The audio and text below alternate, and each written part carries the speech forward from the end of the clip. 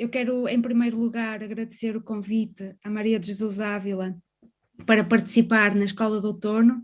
Foi com muito entusiasmo que há alguns meses atrás recebi o convite para fazer parte deste curso. Lamento muito não poder estar presente, porque realmente o melhor destes programas é a oportunidade de estar com pessoas e conhecer pessoas novas e conhecer projetos, mas infelizmente não foi possível e ainda bem que apesar de tudo posso participar ainda que seja desta forma. Eu vou fazer a apresentação em português, vou tentar falar pausadamente, espero que compreendam. O que eu combinei com a Maria de Jesus foi que tentaria fazer uma apresentação sobre o projeto que dirige o Centro de Arte Oliva, concentrado em 45 minutos, e depois ficaríamos com 15 minutos para o final, para perguntas que através desta plataforma acredito que podemos fazê-las e manter ainda esse plano através do chat. Eu vou então dar início à apresentação. Esta apresentação é uma apresentação muito genérica, no fundo, para dar a conhecer o trabalho que nós fazemos no Centro de Arte Oliva e de que forma é que nós trabalhamos com as coleções residentes do centro e de que forma é que essas coleções têm vindo a definir e orientar o nosso programa. O Centro de Arte Oliva foi criado em 2013, é um projeto ainda bastante recente, inaugurou em outubro de 2013, fez agora 8 anos. É um projeto que foi criado pela Câmara Municipal de São João da Madeira e é um projeto que faz parte de um projeto mais alargado da reabilitação de uma fábrica abandonada. Nós temos 2 coleções particulares em regime de comodato, quer isso dizer que são 2 coleções particulares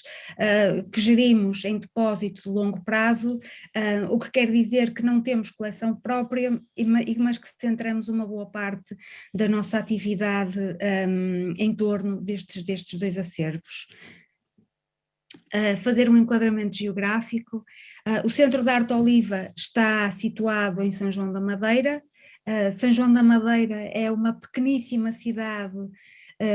no norte do país, como podem ver aqui, está aqui assinalada. É uma cidade que fica a 35 quilómetros a sul do Porto e fica entre o Porto e Aveiro, que são as cidades maiores. É uma cidade periférica, é uma cidade conhecida, historicamente conhecida no país por ser uma cidade industrial. Tem aqui este desenho da cidade, este diagrama da cidade. É uma cidade, aliás, a cidade mais pequena do país, tem 8 km² e 20 mil habitantes. É bastante pequena, mas tem densidade populacional e está cercada por parques industriais. É uma cidade com características muito particulares. Ao contrário de Cáceres, que é património da humanidade, esta é uma localidade sem atrações culturais ou patrimoniais, o que faz com que não seja um destino que as pessoas visitam habitualmente. Mas tem uma particularidade muito interessante, é que é o oposto da cidade de dormitório, ou seja, tem 20 mil habitantes, mas durante o dia frequentam a cidade quase o dobro, 40 mil pessoas, pois que se deslocam para São João da Madeira para trabalhar, muitos deles nestas indústrias. O Centro de Arte Oliva ocupa hoje uma parte do que foram as instalações de uma das mais conhecidas fábricas da história industrial de Portugal. Essa fábrica era a Fábrica Oliva, todas as pessoas em Portugal se lembrarão desta fábrica, é o símbolo histórico da cidade e é uma fábrica que foi criada em 1920, teve o seu auge nos anos 50 e 60, quando as suas instalações foram ocupando uma área considerável da cidade. As instalações concentraram-se numa área da cidade, criando um autêntico parque industrial, e que foram, à medida que a fábrica foi aumentando e expandindo e tendo mais segmentos de atividade, foi construindo uma série de edifícios esses que tinham também a característica de terem sido realizados com algum cuidado arquitetónico e serem todos eles confiados a ateliês de arquitetura na altura. A Oliva ficou conhecida no país historicamente começou com uma metalurgia, trabalhava no ferro, e ficou conhecida como o Império de Ferro. Foi durante muitos anos também símbolo de progresso industrial, económico, comercial, e tem vindo a ser estudada como um modelo progressista de organização laboral. A Oliva foi criada como uma metalúrgica, exatamente especializando-se no ferro, mas depois começou a criar uma série de produtos, entre os quais a produção de máquinas de costura, que marcaram a introdução de fábrica em série em Portugal e que se tornaram um dos produtos mais icónicos desta fábrica. Como poderão ver nesta imagem, nós vemos a imagem de uma das salas de montagem das célebres máquinas de costura e que poderão ver que estas célebres janelas que faziam parte deste edifício poderão ver já uma sala de exposição que foi mais tarde reconvertida em galeria. A partir dos anos 80, esta fábrica, e só para dar então este enquadramento histórico, a partir dos anos 80 a fábrica começou a entrar em declínio, foi um declínio muito lento, que culminou no fecho e na falência em 2000, nos anos 2000. Rapidamente os edifícios, alguns deles de interesse patrimonial no âmbito da arquitetura industrial, ficaram muito degradados, como podem ver, e levaram a que esta zona da cidade ficasse deprimida e abandonada, tornando-se até uma zona da cidade a evitar. A Oliva hoje, o Centro de Arte Oliva, ocupa aqui esta parte deste edifício, que é dividida também como uma escola de dança. A Câmara Municipal adquiriu uma parte destes terrenos, não adquiriu todos os terrenos, inspirando-se nos modelos de recuperação de edifícios industriais para a criação de empresas nas áreas mais criativas, criou um ninho de empresas, pequenas e médias empresas de design, arquitetura, audiovisual, e neste contexto mais alargado de reabilitação, que foi também, obviamente, e como todos estes grandes investimentos, estes grandes empreendimentos foram realizados com apoio comunitário, no âmbito deste programa de reabilitação destes edifícios abandonados, como um grande parque dedicado às áreas criativas, definiu-se também o projeto de se criar um centro dedicado à arte contemporânea, um centro de exposições dedicado à arte contemporânea. E esta ideia de criar, e este objetivo também de criar um centro de arte contemporânea, não nasceu por acaso, mas também porque na cidade existia uma coleção particular bastante importante e de grande dimensão nacional, a coleção de José Lima, um industrial da cidade que tinha iniciado uma coleção de arte contemporânea já nos anos 80. Essa coleção foi crescendo bastante e foi estabelecido um acordo com a Câmara Municipal para que a coleção ficasse em depósito, e então no âmbito deste projeto de recuperação decidiu-se que a coleção poderia então ficar acessível ao público e que iria ser depositada neste Centro de Arte Contemporânea,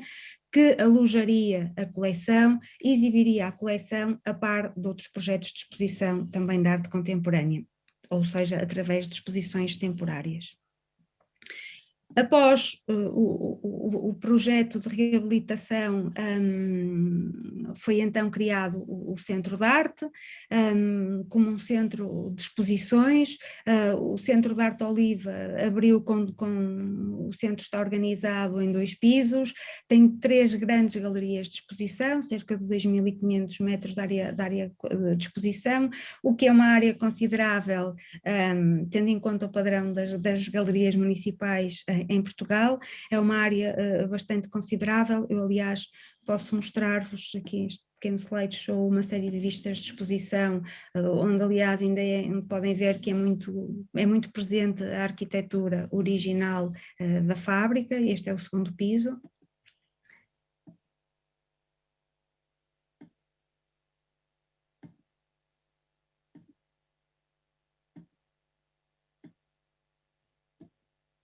E que vai recebendo as várias exposições. Quando abriu o Centro de Arte, abriu em 2013, e quando abriu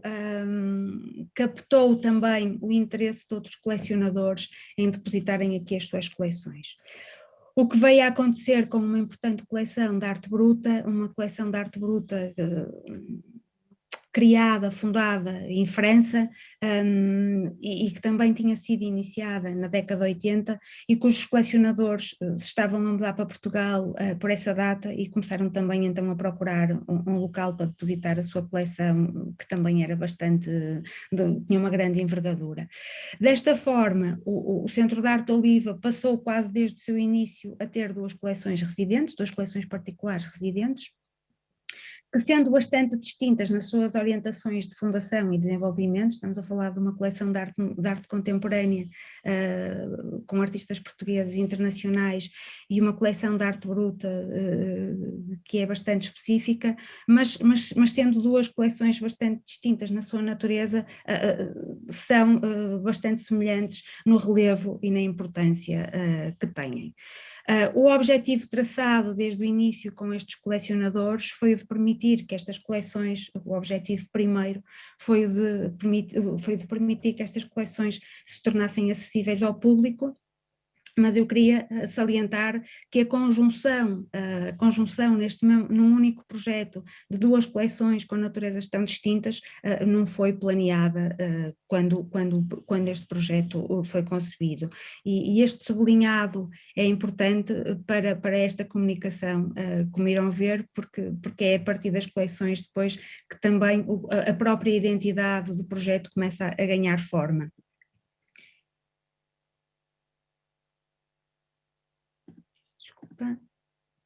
Podemos, então, eu vou passar a falar um pouco mais sobre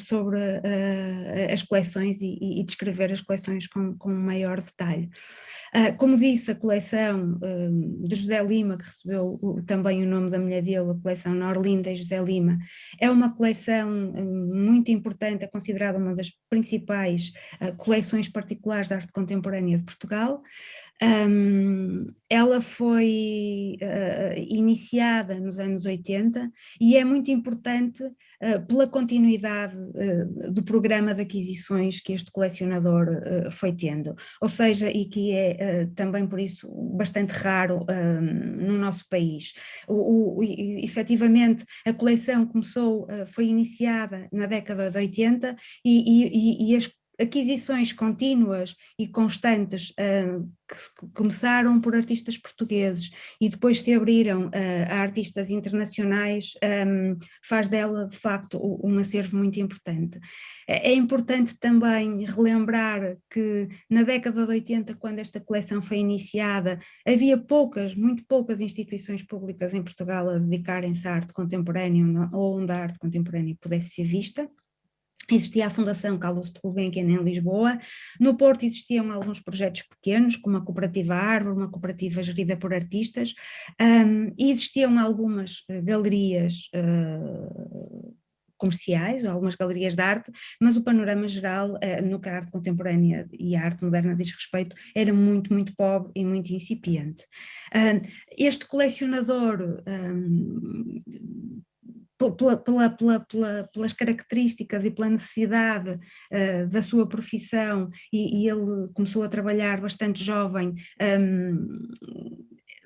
tinha que viajar, como aliás ainda o faz, viaja muito frequentemente, e nestas viagens regulares para fora do país visitava todos os museus e todas as exposições que conseguia. Foi um verdadeiro autodidata, que foi apurando e construindo um conhecimento sempre bastante atualizado. É curioso porque quando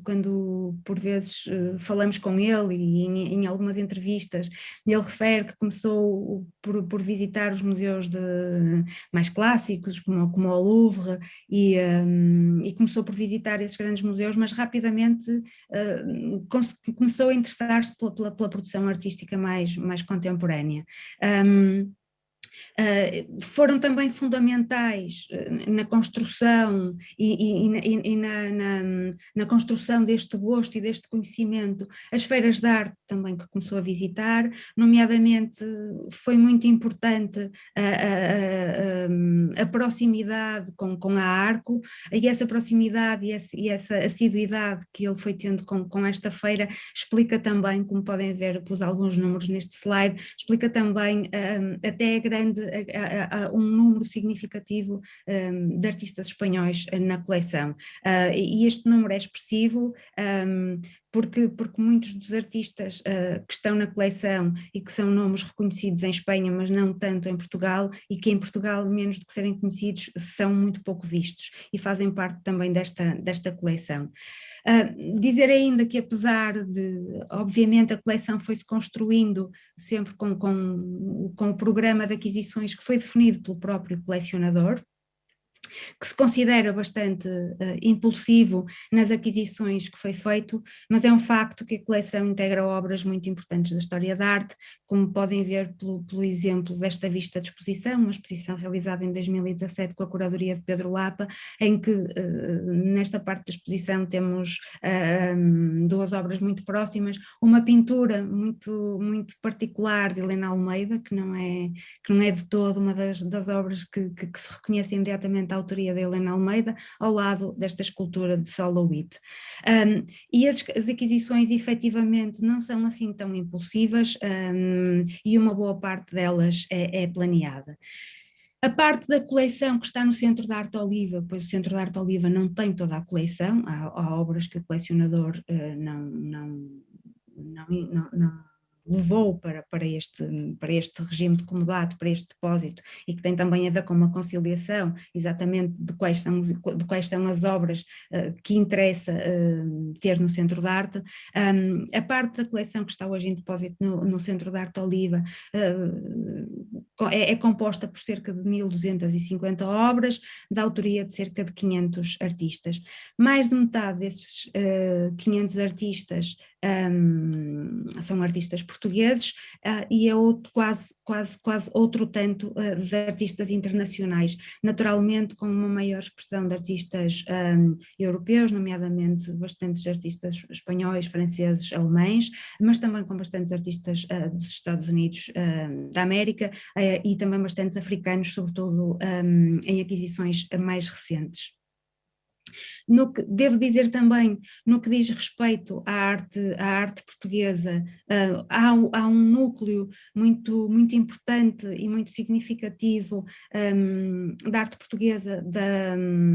dos anos 60 e 70. Muitos dos artistas portugueses mais atuantes nas vanguardas estão representados não com uma obra, mas com várias obras. E aliás também é importante referir que são raros os artistas na coleção que que estão apenas representados com uma obra. E um exemplo de como esta coleção, que sendo particular, se foi formando, se forma através de um gosto que foi também ele sendo cultivado pelo colecionador e que procurou, à medida que foi construindo a coleção, saber cada vez mais. Posso dar um exemplo muito concreto de, por exemplo, uma das primeiras obras que foi adquirida, enquanto ainda não se pensava sequer em fazer uma coleção. Uma das primeiras obras que José Lima adquiriu foi do artista português René Bertolo, e quando começou a colecionar de uma forma mais sistemática, lia obras e publicações sobre os vários artistas, e sobre Bertolo descobriu que tinha feito parte de um coletivo de artistas, o coletivo KWI, que foi um coletivo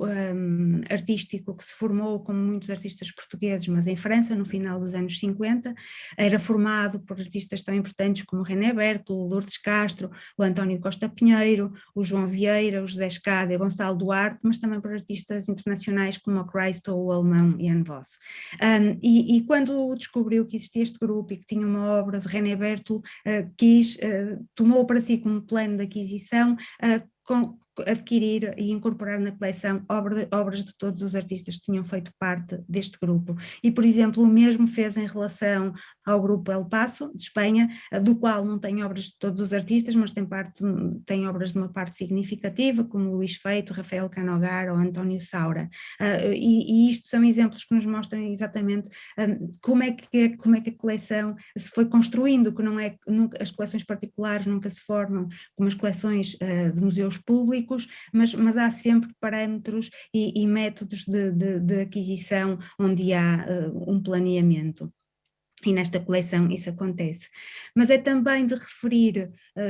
que, apesar de ter sido uma coleção que se iniciou nos anos 80, tem tido sempre um olhar muito atento ao que é o contexto artístico atual. Há sempre uma grande atenção para os artistas mais novos. As últimas aquisições, as aquisições mais recentes, são quase sempre de obras muito recentes, ou quando não são de obras recentes, são de alguma obra ou de algum artista que o colecionador está há muito tempo a procurar e a tentar adquirir, e por isso a coleção também tem sempre um grande equilíbrio entre o que é o histórico e o contexto artístico mais recente. Como podemos ver aqui por esta vista de exposição, uma exposição realizada em 2020, presente contínuo, onde vemos aqui conciliadas obras de artistas que já têm bastante trabalho feito, mas que são artistas que nasceram na década de 80. Claro que, como em todas as coleções e como em muitas coleções, continua a existir um grande desequilíbrio de género. Há sempre muito mais obras de homens, de artistas homens do que de mulheres, mas este é um desequilíbrio que tem vindo a atenuar-se. Sobre a coleção de arte bruta, é uma coleção, como referi, bastante diferente.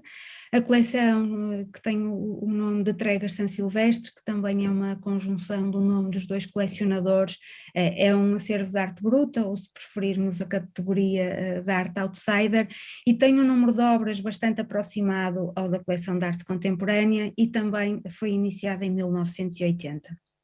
Estes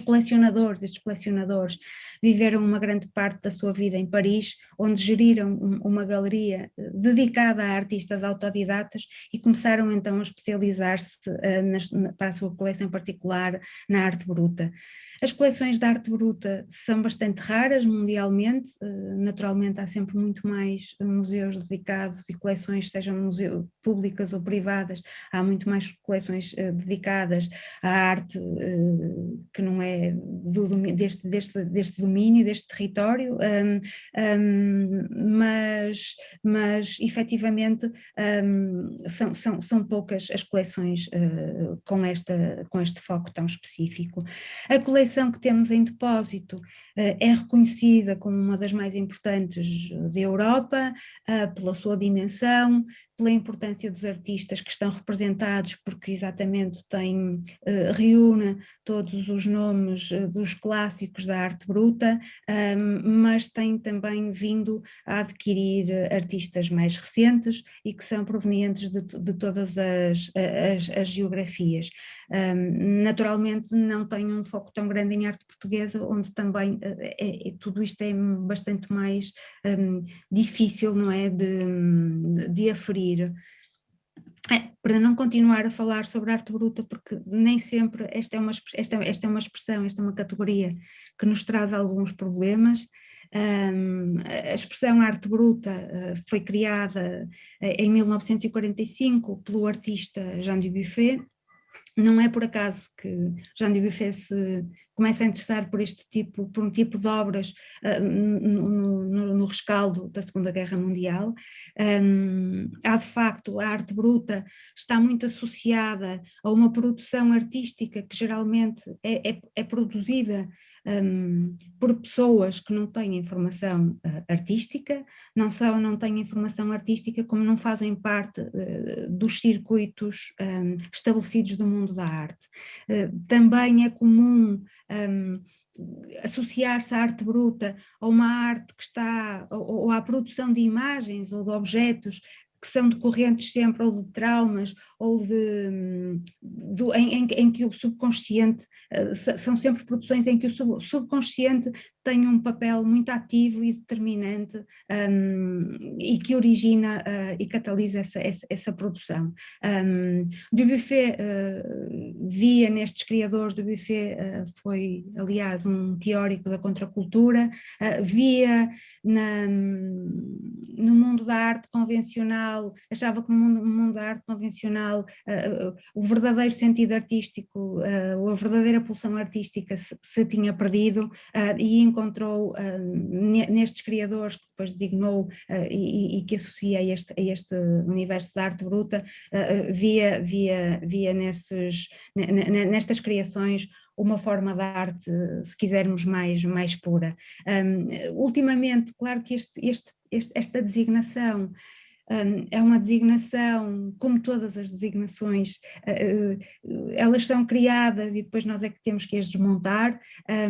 Esta designação é quase que já obsoleta, não é? Porque ela própria também está muito associada a uma ideia de criação que vem ou de pessoas que estavam em asilos psiquiátricos ou que eram socialmente marginalizados. E hoje, claro, que tem vindo a expandir-se e a alargar-se a outro tipo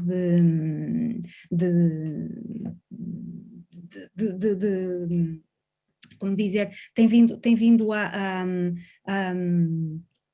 alargar-se a artistas, obviamente que são artistas que não estão institucionalizados ou que não poderão não ter perturbações psiquiátricas ou já não terem este tipo de diagnósticos,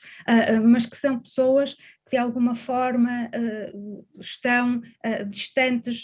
ou não têm nenhuma relação com este mundo da arte mais organizado, o que também acaba por ser hoje em dia uma falácia, porque a própria arte bruta também já tem as suas feiras de arte e tem os seus museus. Mas pronto, por isso é que estas categorias nos criam aqui muitas vezes problemas, porque acabam por ser pouco eficazes para aquilo que nós queremos definir. Ao mesmo tempo, é bom que as definições sobre as obras com que trabalhamos sejam alvo de debate e sejam alvo de reflexão, não é? Porque nós, quando pensamos, hoje em dia, quando dizemos, ou quando falamos sobre esta dificuldade do que é ou das dificuldades que nos traz a classificação da arte bruta, também podemos transferir esta pergunta para o que é a definição, o que é a arte contemporânea. E por isso esta é a matéria que está em potência no Centro de Arte. No sul da Europa, o Centro de Arte Oliva é a única instituição que trabalha regularmente com arte bruta ou arte outsider. Em França já há muito mais coleções, quer públicas, quer privadas. De referir que o único museu que eu conheço, e eu tenho feito alguma investigação, mas poderei vir espero descobrir mais, mas o único museu que eu conheço que, tal como nós, trabalha simultaneamente com arte bruta e contemporânea, é um museu que existe em Lille, o LAM, que tem uma coleção de arte moderna, uma coleção de arte contemporânea e uma coleção de arte bruta, e que estão expostas e acessíveis permanentemente ao público. Também o IMA, que é o Irish Museum of Art em Dublin, que é um museu de arte contemporânea, tem uma coleção de arte outsider, mas não está permanentemente em vista e surge a público por vezes no âmbito de exposições muito específicas. De resto, as instituições que trabalham com arte bruta costumam ser específicas deste território e trabalham apenas neste domínio. A arte bruta, e sobretudo em Portugal, a percepção que temos, e eu própria só comecei a trabalhar com arte bruta quando comecei a trabalhar no Centro de Arte Oliva, em 2017,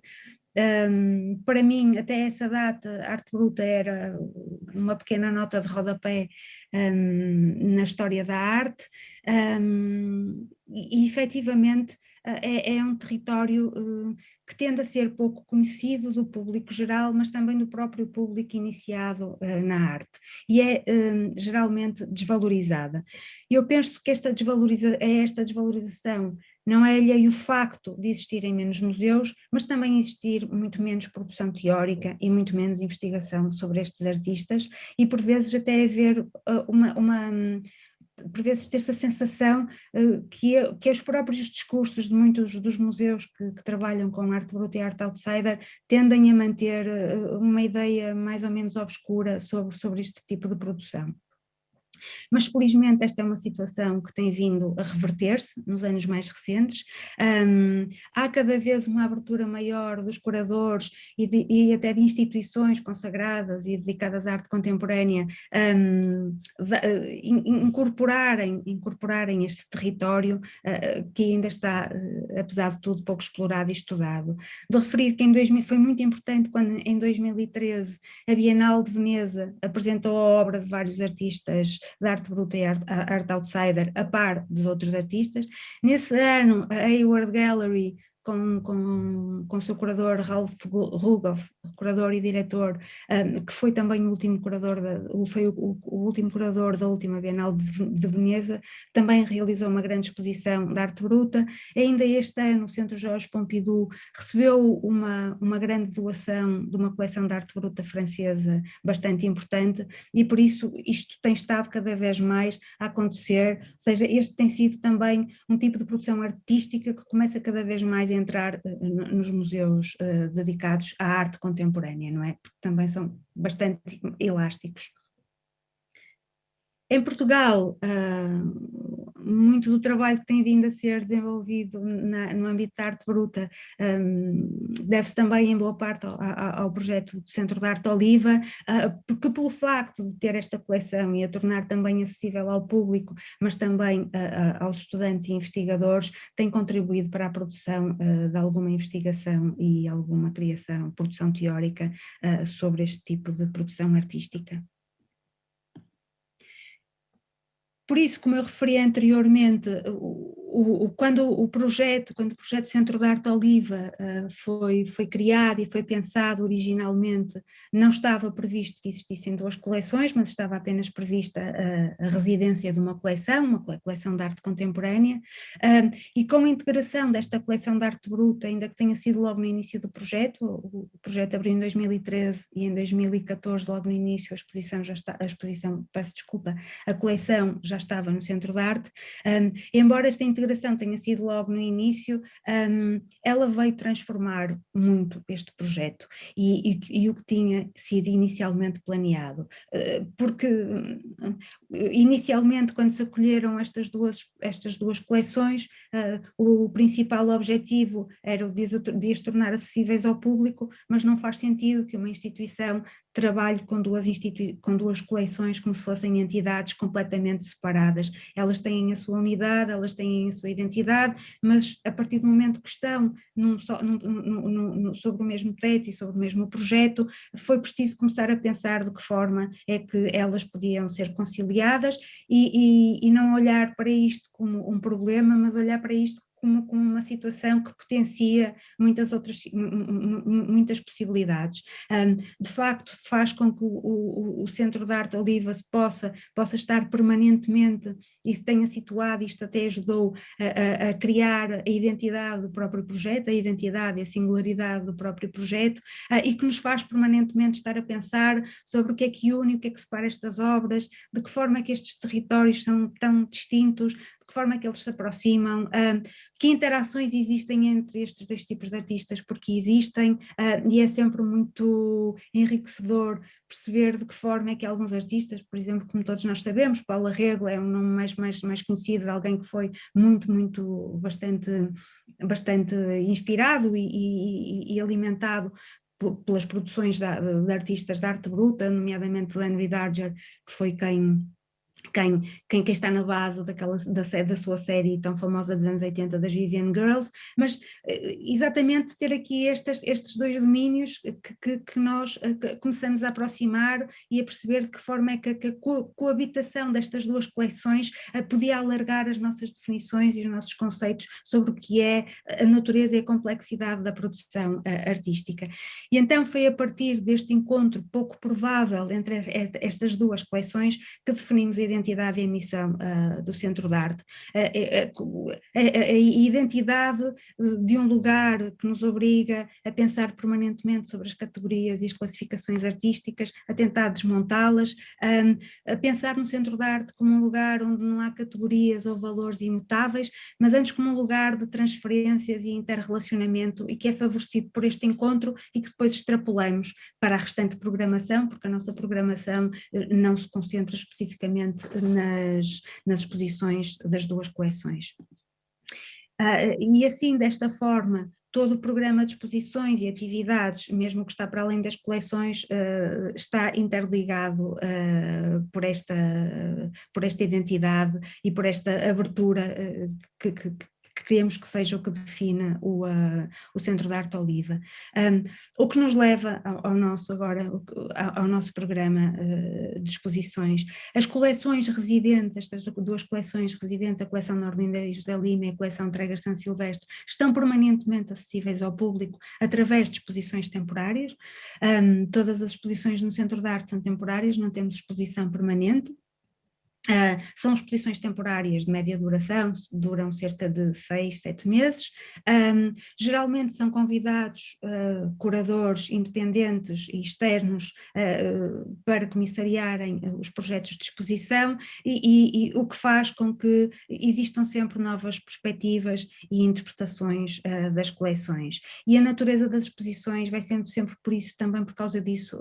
bastante variável, pois não nos interessa estar apenas a rodar as obras que estão na reserva para o espaço da exposição, mas sim a trabalhar a partir do que as reservas nos oferecem, que é um pouco diferente. Eu selecionei 3 casos muito distintos de exposições de cada uma das coleções e de uma exposição temporária, que penso que são reveladoras da diversidade do programa que se encontra no Centro de Arte Oliva e dos programas que é possível, dos programas e dos projetos que é possível traçar e criar a partir delas. A primeira exposição de que eu vos falo é uma exposição que inaugurou em abril de 2019, é uma exposição que partiu da coleção de arte contemporânea, da coleção Nordinda e José Lima, foi comissariada pelo Paulo Mendes, um curador português, e foi uma exposição muito importante para o Centro de Arte, porque partiu da coleção, mas não se limitou e não se circunscreveu à coleção. Já é uma característica também do trabalho deste curador, mas esta foi uma exposição que partiu da ideia do trabalho, e a ideia do trabalho não surgiu do nada, a ideia do trabalho surgiu porque estamos precisamente a fazer uma exposição no que foi um local de trabalho de muitas pessoas, e então este projeto de exposição nasce dessa tomada de consciência, desta posição de que efetivamente um centro de arte que ocupa uma antiga fábrica tem um passado histórico, simbólico, político, social, que é importante trazer também para as exposições. E então esta exposição, para além de reunir obras da coleção e para além de ter criado um cenário que é como se fosse um grande estaleiro, não é? Um grande estaleiro, uma grande obra, foi uma exposição que reuniu também material documental e espólio industrial da própria fábrica. Houve aqui um trabalho de investigação e de levantamento documental, também investigação em arquivos de fotografia e de filme, e foram todos eles trazidos para esta exposição. Eu posso mostrar mais algumas vistas. Toda esta estrutura de andaimes estava à volta da zona da recepção, vemos as obras da coleção em diálogo com todos estes materiais que se foram recolhendo, material documental da história da fábrica, material fotográfico, também publicitário, e também a par, é muito importante, a par de alguns elementos que foram largados ali como se tivessem sido esquecidos. A par das obras da coleção e a par deste material documental todo que foi reunido, é muito importante. Esta exposição também foi muito importante e particularmente importante para nós, porque chamamos também uma comunidade de artistas, porque nos interessa também trabalhar com os artistas, então tivemos mais de 50 artistas a trabalharem para esta exposição, a cederem obras que de alguma forma estavam relacionadas com esta ideia do trabalho, outros produziram obras especificamente para esta exposição. Muitas dessas obras tão distintas como obras em vídeo, que foram criadas para a exposição, mas também intervenções no espaço público, como esta obra de Xavier Almeida, e uma série de ações performativas e outras de work in progress. Nesta imagem nós vemos, havia aqui um grande muro de tijolo, vemos alguém que espreita por este buraco que foi criado na parede, onde estavam disponíveis vários filmes de entrevistas que foram realizados também no âmbito da exposição, pela equipa que fez a produção da exposição, a antigos funcionários. Então esta exposição congregou todos estes elementos, e precisamente partindo da coleção, mas potenciou-a e ativou-a e criou esta rede da coleção também, com memória do próprio espaço, mas também com esta comunidade de artistas ativa no momento. Claro que estas exposições são sempre às vezes um pouco arriscadas, mas no fim acabamos por perceber que são sempre projetos muito importantes e apesar de serem exigentes são sempre projetos muito importantes e que ficam no histórico da instituição. Eu vou mostrar apenas um pequenino filme do que foi o fecho da exposição, quer o fecho, quer a abertura, quer o fecho, foram marcadas por intervenções, várias intervenções performativas em que os artistas estavam a trabalhar. Foi também, o fecho desta exposição coincidiu com poucos dias antes do primeiro confinamento que tivemos aqui em Portugal.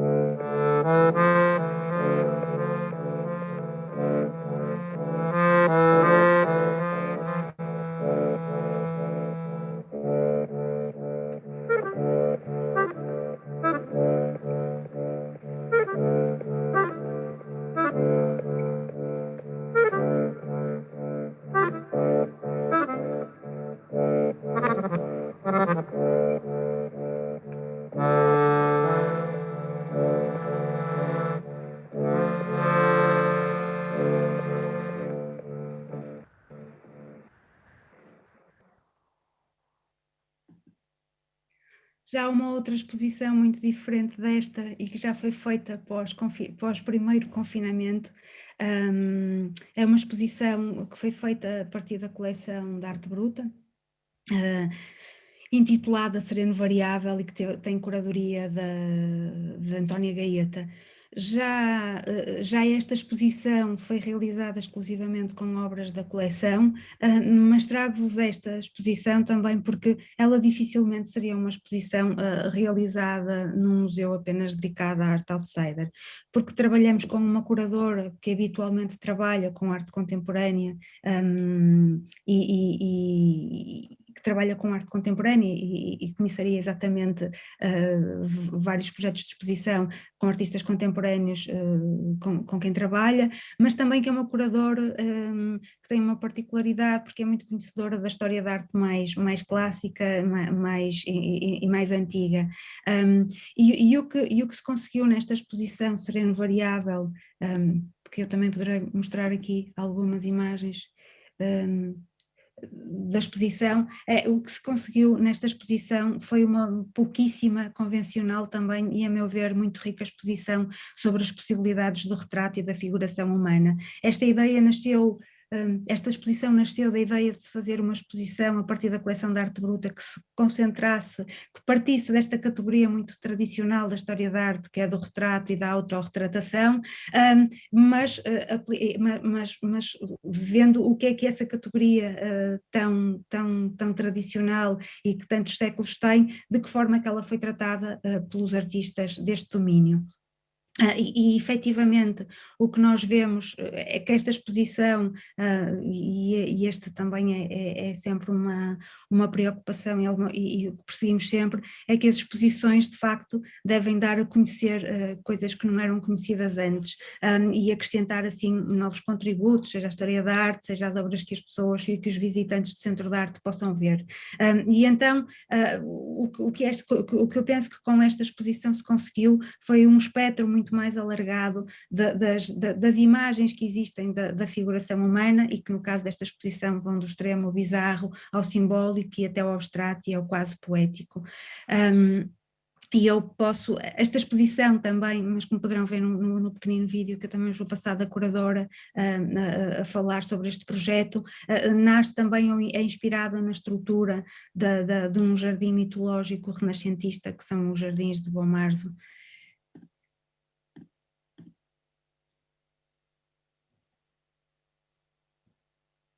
A exposição Sereno Variável tem como ideia principal, o ponto de partida, a construção do Jardim de Bom Marzo, um jardim de maravilhas, uma vila de maravilha, um sacro bosque, também conhecido desta forma, e as suas figuras fantásticas em pedra e vegetação que aí aparecem. As ideias que estiveram à base, por isso, respondem a questionamentos de várias natureza, entre o antropomórfico, figuras fantásticas, bizarras, monstros, que não se sabe bem se são fruto da pura imaginação, ou são frutos do acaso ou da mente humana. E a estas questões que esta exposição tenta responder, apresentando obras da coleção Treger San Silvestre, uma seleção, cerca de 170 obras dos vários núcleos desta coleção em depósito no Centro de Arte de Oliva. As salas são todas divididas segundo temas. Temos a primeira sala responde, portanto, este enigma da esfinge. A segunda sala entra dentro das epopeias mito-europeias e de contos fantásticos e de uma série de escritos pelos artistas. Temos um grande corredor que eu chamei de corredor das figuras tutelares, onde aparecem muitas obras feitas por médiums e profetas e videntes e cientistas do oculto e outras personagens deste teor, com estas características. Na sala onde nos encontramos, como a moda do século XVI, temos uma grande galeria dos retratos e, por último, temos uma sala, seguindo também a construção de Bom Marzo, com os exércitos, os protetores, as figuras que nos protegem. A exposição vai abrir ao público no dia 31 de outubro e ficará patente até dia 2 de maio. Eu gostava imenso que viessem ver e que tivessem a oportunidade de conhecer as obras belíssimas que pertencem a esta coleção. E por fim, como já são quase 6 horas, peço desculpa, falar de um projeto de uma exposição temporária, uma exposição que inauguramos exatamente há uma semana atrás, e que é uma exposição que se chama Já Me Vi uma Cadela Minha com Lobos. Esta é uma exposição que nasce do trabalho já realizado e de continuidade do Centro de Arte Oliva e que é uma exposição que é favorecida pela existência destas coleções e parte delas para um projeto de investigação e recuperação da produção artística, de uma produção artística muito revelada, mas escondida e esquecida. E eu não teria pensado nesta exposição, fui eu que comissaria esta exposição, e eu não teria pensado nesta exposição se não existisse em depósito no Centro de Arte Oliva a coleção de arte bruta, e se nessa coleção não existissem 2 pequenos desenhos de um artista obscuro português que morreu em 1969 e que se tornou sobretudo conhecido após a sua morte por causa de um filme já feito em 1976, e o que o tornou numa espécie de artista de culto, mas cuja obra se considerou perdida e dispersa.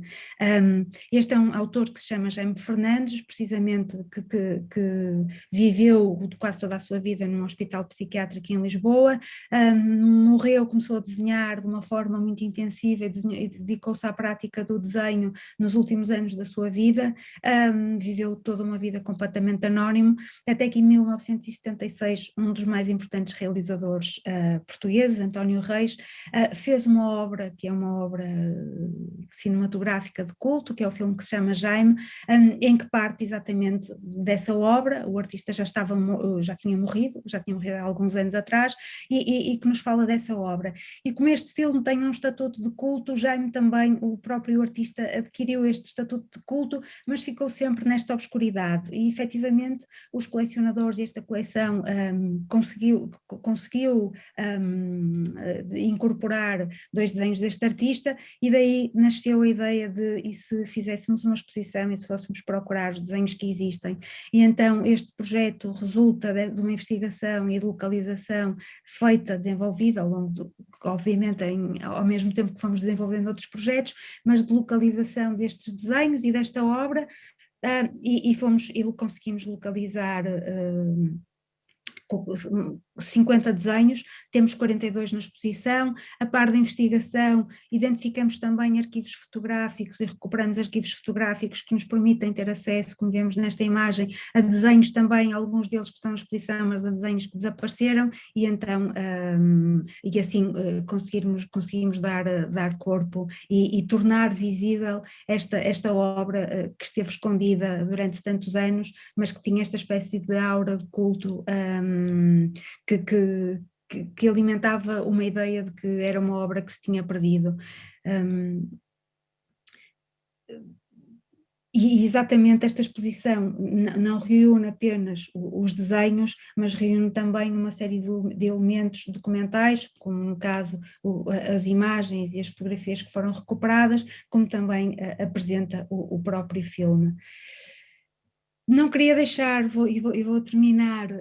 de falar ainda também sobre um programa que é uma parte importante, ou uma parte que ocupa bastante da nossa atividade no Centro de Arte, e que é o que nós chamamos de programação satélite, e que são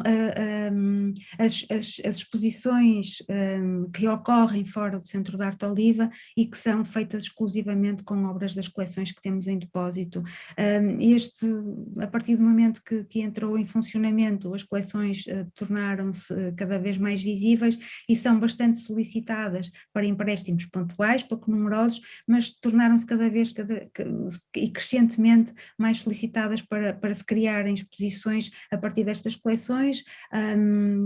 O que se iniciou em 2015, as primeiras cedências iniciaram-se em 2015, e até esta data o Centro de Arte Oliva colaborou já na realização de 19 exposições de ambas coleções fora das suas portas, muitas delas em Portugal e algumas fora. Neste âmbito desta programação satélite, em 2019, a coleção de arte bruta, a coleção de Tregas San Silvestre, foi apresentada e teve uma exposição na Casa Incendida, em Madrid, sendo assim a última exposição, a última grande exposição com que colaboramos fora do país, mas no país temos contribuído para a realização também de muitas exposições. Quero agradecer o vosso interesse e espero ter sido clara.